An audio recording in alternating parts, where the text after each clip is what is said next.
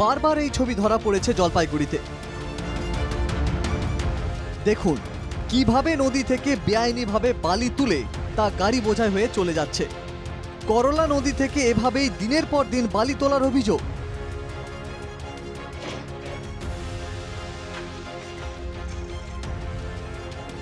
সেই বালি একাধিক ট্রাক্টর বোঝাই হয়ে চলে যাচ্ছে বিভিন্ন জায়গায়। অভিযোগ, পুলিশ দেখেও না দেখার ভান করছে। ফের বালি পাচারের অভিযোগ উঠতেই ময়দানে বিরোধীরা। দেখুন, এটা নতুন কিছু নয়।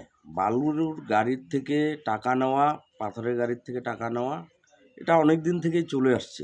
এটা সম্পূর্ণ পুলিশের সহযোগিতায়, তৃণমূল নেতৃত্বের সহযোগিতায়।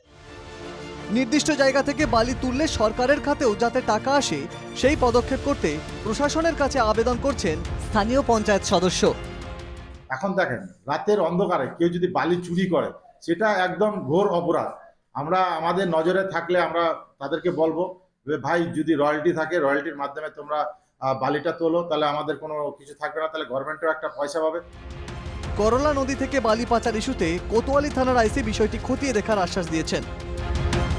জলপাইগুড়ি থেকে পরিতোষ রায়ের রিপোর্ট, NKTV বাংলা।